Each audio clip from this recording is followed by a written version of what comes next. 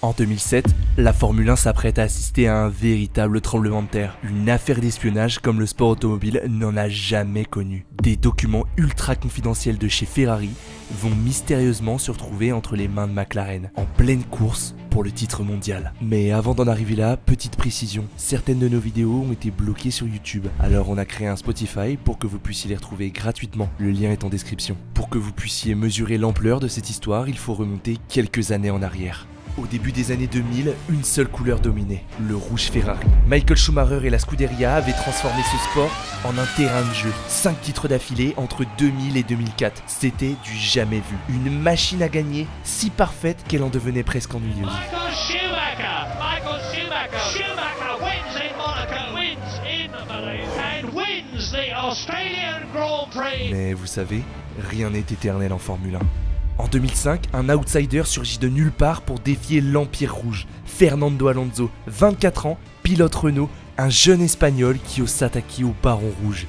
Et l'impossible se produit, non pas une, mais 2 fois consécutives. Entre 2005 et 2006, Fernando Alonso devient double champion du monde. Alors en septembre 2006, la nouvelle tombe. Michael Schumacher prend sa retraite.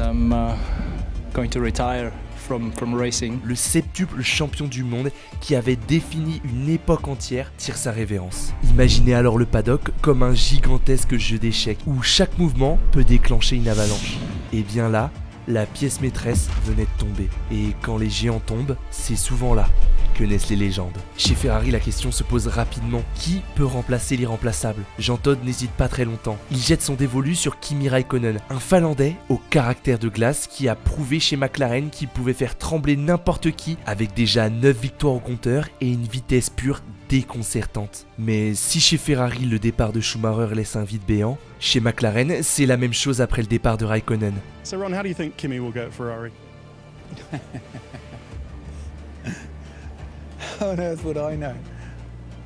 Next question. Ron Dennis, le dirigeant de l'écurie britannique, a déjà ses petites idées. En fait, il en a 2. La première, c'est Fernando Alonso, celui-là même qui vient de mettre Schumacher à la retraite. 2 titres mondiaux consécutifs à seulement 25 ans. Pour Dennis, c'est évident, Alonso sera son fer de lance. Mais Ron Dennis a une autre carte dans sa manche. Une carte secrète qu'il chérit comme le plus précieux des trésors. Cette carte, c'est un gamin de 22 ans. Un Britannique au regard d'acier et au sourire d'enfant. Un prodige qui a électrifié tous les circuits de GP2 actuel, remportant le championnat dès sa première saison. Son nom, Lewis Hamilton.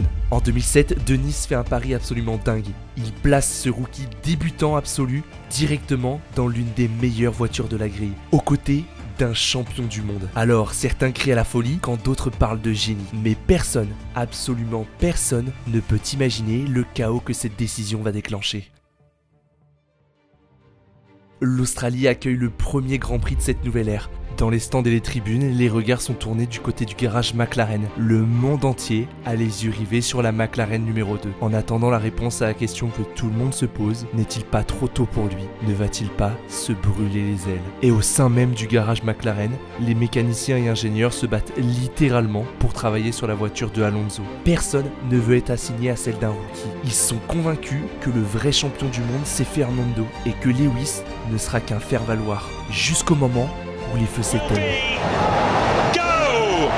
Nice start by both the McLarens. Look at Kubica attacking Hamilton. We've got yellow flags at the back. Hamilton's had some manners put on him by Kubica, but he comes round the outside. He's also got round Alonso. Stunning start by Lewis Hamilton. Up into third place. Raikkonen pulls away. La voiture s'élance et là l'impensable se produit. Non seulement Lewis Hamilton tient la distance, mais pour sa première course, il monte déjà sur le podium. Il décroche une 3e place, derrière Kimi Raikkonen qui inaugure son ère chez Ferrari par une victoire, et Fernando Alonso en 2e position. Pour la première fois depuis 1996, un rookie monte sur le podium dès sa première course. Et 3 semaines plus tard en Malaisie, Lewis confirme. Look at Lewis, come on. Where's Lewis? Where's Lewis? Is he holding on from Raikkonen into the final corner? There he is. Out of the final corner they come. Lewis Hamilton comes through in 2nd place. What a fabulous performance by him. Raikkonen is 3rd. What a day, what a race. 2e, cette fois-ci devant Kimi.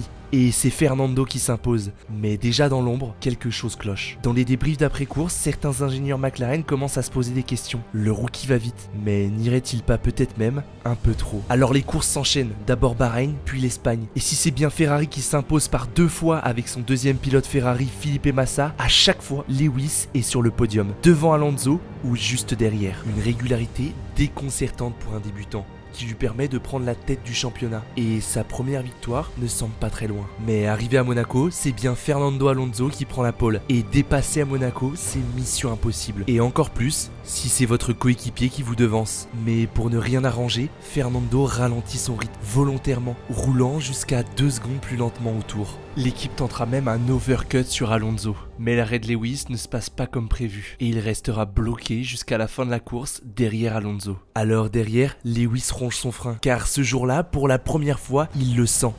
Il aurait pu gagner. Mais après la course, il admettra qu'il a le numéro 2 sur sa voiture et qu'il doit accepter le fait que c'est Fernando le champion. Mais Ron Dennis, lui, va faire une déclaration quelque peu différente en affirmant que c'est Lewis qui aurait dû gagner. Mais il va finir par enfoncer le clou une bonne fois pour toutes. We will never favour one driver, no matter who it is. We never have, we never will. Après ça, Fernando Alonso comprend. Ron Dennis ne l'avantagera plus jamais. Le patron McLaren a choisi son camp et ce n'est pas le sien. Mais une chose est sûre, après Monaco, plus rien ne sera pareil au sein de l'équipe. Et dès le Grand Prix suivant à Montréal, c'est bien Lewis Hamilton qui s'élancera de la pole position pour la première fois de sa carrière. À côté de lui, Fernando Alonso bouillonne. Le départ est donné et au premier virage, c'est le chaos. Alonso goes to the outside. Has he made it? He's run wide. He's cut the corner. If he takes the advantage, which he can't, he's done what he... Fernando rate complètement son affaire et endommage sa voiture. Il se retrouve relégué loin derrière. Pendant ce temps, Lewis s'envole. Tour après tour, le rookie creuse l'écart avec la sérénité d'un vétéran. Jusqu'au 22e tour. La voiture de sécurité entre en piste. C'est là que le drame se noue. Fernando, qui a réussi une remontée spectaculaire, se retrouve à court d'essence. Il doit absolument repasser par les stands, mais la voie est fermée. Alonso se voit donc infliger une pénalité de 10 secondes. Mais ce n'est pas tout. Au moment où l'entrée de la pit lane réouvre, les pilotes se jettent dedans. Mais au moment de ressortir, ils ne voient pas que la sortie est encore fermée. Felipe Massa se voit alors infliger la pire des sentences. Un drapeau noir. Disqualification immédiate de la course. Et comme si ce chaos ne suffisait pas, quelques tours plus tard, Robert Kubica part en vol. Sa BMW s'écrase dans les barrières, le pilote polonais est inconscient. C'est la panique totale dans le paddock. Heureusement, il n'a rien de grave. Mais au milieu de ce carnage généralisé, un homme garde son calme et file vers la victoire. Quand Lewis, lui, franchit le drapeau à damier, quelque chose a changé dans l'univers de la F1. Ce n'est plus le petit protégé de Ron Dennis, il est devenu vainqueur de Grand Prix en Formule 1.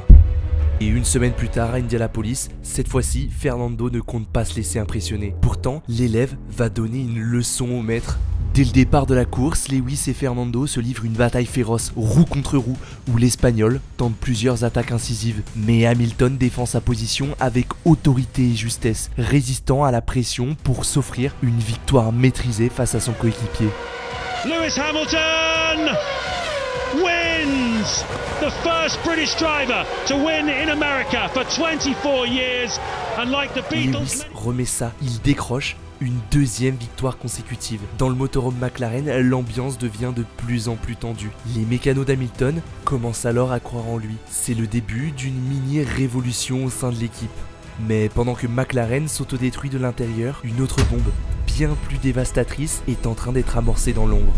Nous sommes à l'aube de la plus grande affaire d'espionnage de l'histoire du sport. Cette histoire commence avec un homme, Nigel Stepney. Stepney n'est pas un ingénieur diplômé, juste un mécano, mais un mécano génial qui a gravi tous les échelons chez Ferrari pour devenir l'un des piliers de l'équipe de l'ère Schumacher. Quand Ferrari dominait le monde entre 1999 et 2004, Nigel Stepney était là. Il faisait partie de la Dream Team. Le problème, c'est qu'après le départ de Schumacher et de la Dream Team, mais surtout de Ross Brawn, Nigel veut continuer de monter les échelons chez Ferrari. Il décide de postuler pour le poste de directeur technique. Et quand Ferrari doit nommer un nouveau directeur technique, ils choisissent évidemment Aldo Costa, un autre ingénieur avec un diplôme. Pour Nigel, la frustration monte. la colère aussi. Et c'est à peu près à ce moment-là qu'entre en scène un vieil ami, Mike Coughlin, le designer en chef de chez McLaren. En début 2007, les deux hommes se rencontrent discrètement, et c'est là que l'inimaginable se produit. Nigel Stepney, rongé par la rancœur, prend la décision qui va faire imploser la F1. Il vole 780 pages de documents ultra confidentiels de Ferrari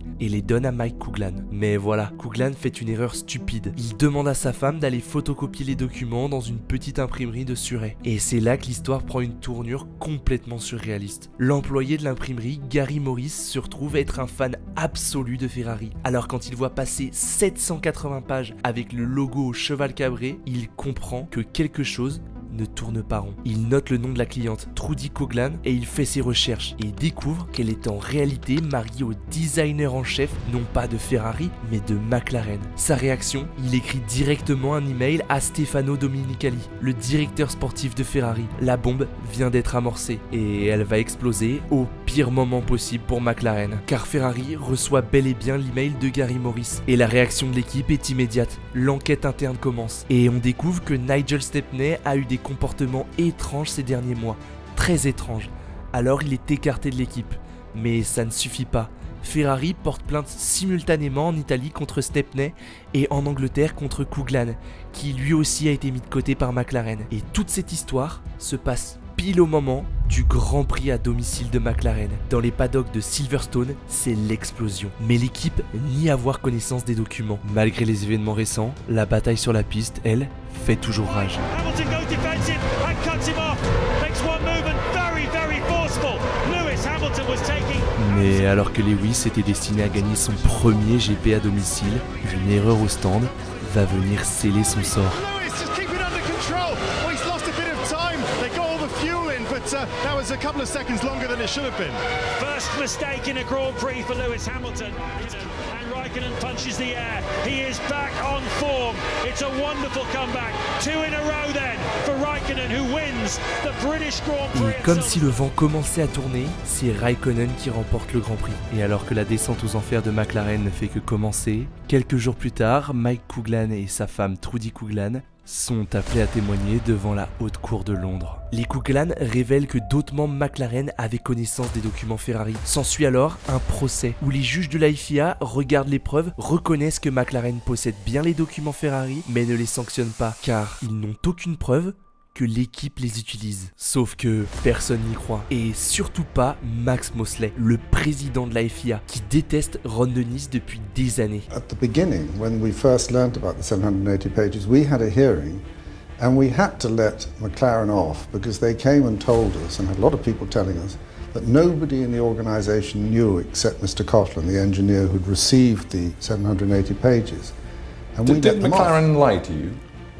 Well, I'm afraid one can only conclude they did. Plus tard, l'enquête révélera l'étendue du scandale. Ce n'était pas juste deux hommes qui échangeaient des informations, c'était un système organisé d'espionnage industriel. Et dans ces échanges, d'autres noms apparaissent. Pedro de la Rosa, pilote d'essai McLaren, et Fernando Alonso. Vous ne rêvez pas, Fernando était au courant. Il avait même des échanges avec Rosa sur les données Ferrari. Mais Fernando garde pour le moment cette information secrète, car il va s'en servir comme une arme. Arrivé au Grand Prix de Hongrie, Lewis mène toujours le championnat avec 70 points. Fernando suit à 68. Il est à seulement 2 petits points d'écart de son coéquipier. Mais ce qui va se passer ce week-end va marquer un point de non-retour dans leur relation. Samedi, pendant les qualifications, chaque pilote doit sortir selon son tour pour le run final. Et normalement, c'est Fernando qui doit sortir en premier. Sauf que Lewis, qui a déjà le meilleur temps provisoire, décide avec ses mécaniciens de jouer son propre jeu. Et sort en premier sans prévenir pour s'assurer la pole. Une manœuvre parfaitement légale. Mais pas du point de vue de l'écurie et encore moins pour Fernando. Et vous savez quoi ? Fernando est foudrage. Alors il décide de faire en sorte d'arriver en premier au stand. Quand il arrive au stand, les mécaniciens changent ses pneus rapidement. La sucette se lève, mais Fernando ne bouge pas. Les mécaniciens lui font signe, mais Alonso reste immobile. Il a le regard fixé dans son rétroviseur et voit Lewis qui attend derrière lui, prisonnier. Les secondes passent jusqu'au moment où il sait que quand Lewis quittera enfin la voie des stands, il n'aura plus le temps de boucler un tour rapide. Il va signer la pole position et Lewis est piégé. Il n'aura pas le temps de répliquer. Ron Dennis devient fou furieux sur le muret. En conférence de presse, Alonso savoure sa revanche. Il joue même un peu avec les journalistes pendant que Lewis, juste à côté lui, bouillonne de l'intérieur. Mais la FIA, elle, ne voit pas les choses du même œil qu'Alonso. Elle juge cette manœuvre anti-sportif et le pénalise lui et l'équipe. Fernando s'élancera finalement de la 6ème place et McLaren perd tous ses points constructeurs du week-end. Mais si vous pensez que l'équipe est déjà tombée bien bas, le pire reste à venir. Car dimanche matin, avant la course, Fernando demande un entretien privé avec Ron Dennis. C'est à cet instant qu'il décide de jouer son joker, son arme fatale. Il menace Dennis de révéler à la FIA tous les emails qu'il possède sur l'affaire du Spygate si Lewis ne tombe pas en panne pendant la course. Oui, vous avez bien entendu, Fernando Alonso demande à ce que sa propre équipe sabote la voiture de son coéquipier. Dennis refuse catégoriquement et choqué par la demande, il va faire une erreur terrible.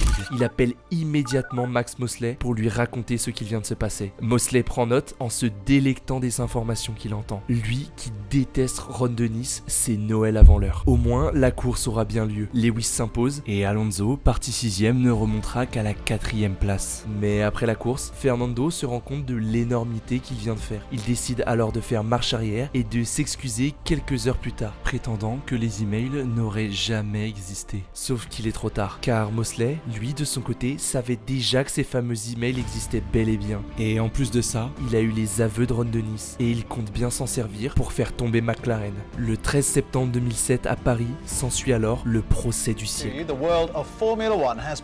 McLaren et Dennis nient en bloc, prétendant que seuls Stepney et Coughlin étaient impliqués. Mais les juges font chanter les pilotes, leur disant que s'ils collaborent, ils ne risqueraient rien pour le championnat pilote. Alors les preuves commencent à s'accumuler et à 18h40, McLaren est reconnu coupable. L'écurie se voit exclue totalement du championnat constructeur 2007 avec une amende record, 100 millions de dollars, la plus grosse sanction de l'histoire du sport vient de tomber. Ron Dennis sort livide, son empire vacille, mais par miracle, les pilotes conservent leurs points. Lewis et Fernando peuvent continuer à se battre pour le titre pilote, mais pendant que McLaren s'effondre, quelqu'un d'autre en profite. L'Iceman, Kimi Raikkonen. Le Finlandais avait commencé la saison difficilement, mais petit à petit, il remonte. En Belgique, il gagne.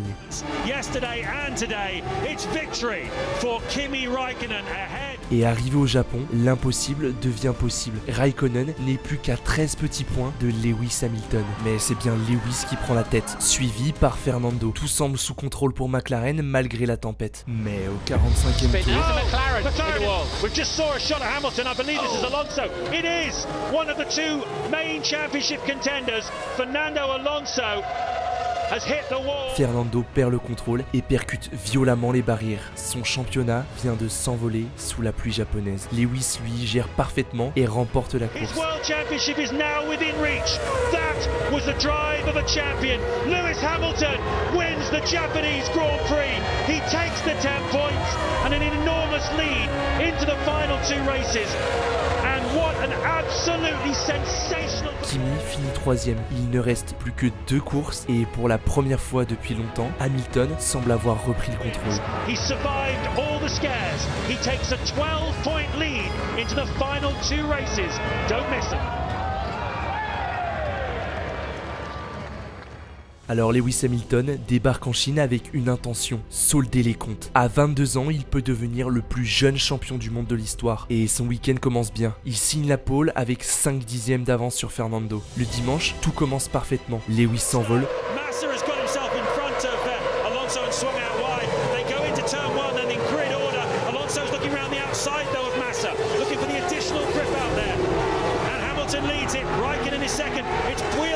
Between Alonso and Massa, and Alonso takes the place from Massa, and Ralf Schumacher from 6th place on the grid has spun out.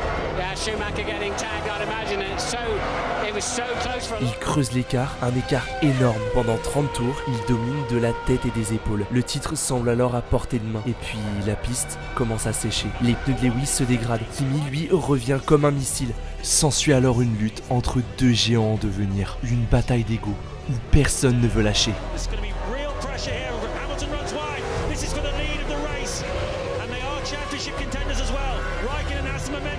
Hamilton puts up a very stiff fight though and retains the lead. I half wondered if Lewis, I don't think it's in his makeup to just look absolutely just staying out on these. Of course, Webber has now come in and gone. He's got rid of his dry tyres.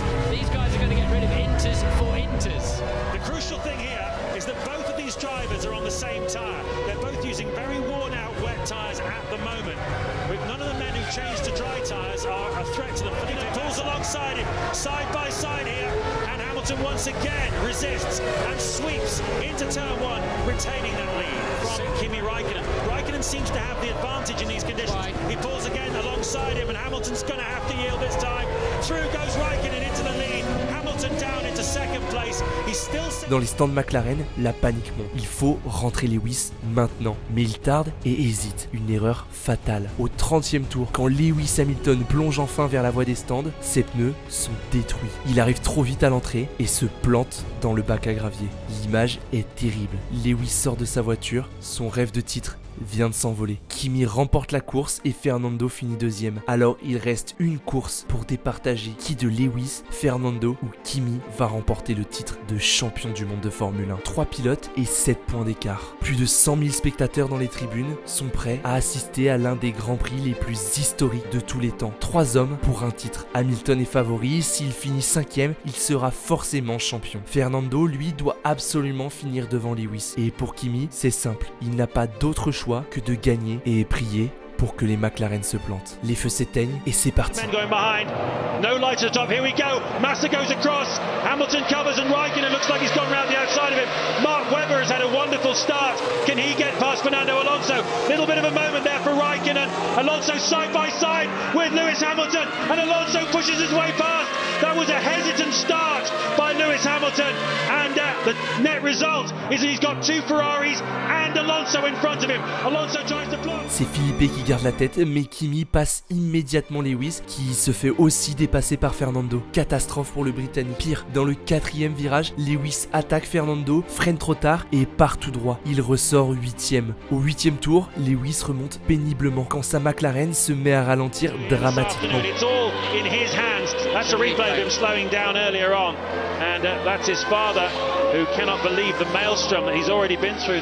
Il a un problème de boîte de vitesse. Il se retrouve quasiment à l'arrêt, en 16e position. Mais à l'instant où tout semble s'être envolé, sa voiture repart.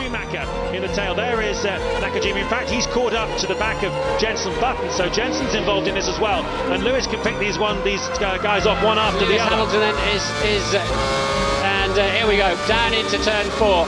So Lewis then has exactly the position he needs for P15. Here we go, 12th place for goodness sake. Webber's out of course, so that's 12th place for Lewis Hamilton. Et pendant ce temps, Ferrari joue sa partition à la perfection. Au 49e tour, Massa rentre au stand et pour la première fois, Kimi Raikkonen est virtuellement champion du monde. Alors soudain, Raikkonen se retrouve en tête. Fernando, lui, pointe à la 3e position. Et Lewis, lui, qui a réussi à refaire repartir sa voiture, n'est que 7e. Dans cette configuration, Kimi Raikkonen devient champion du monde. Raikkonen wins the Brazilian Grand Prix. His first victory here, the 15th of his career, and by no doubt. Un seul point sépare le sacre de la désillusion. L'impossible s'est produit. Celui que l'on n'attendait plus, celui qui n'était que 4e à la mi-saison, vient de réaliser l'une des plus belles remontées de l'histoire du sport automobile.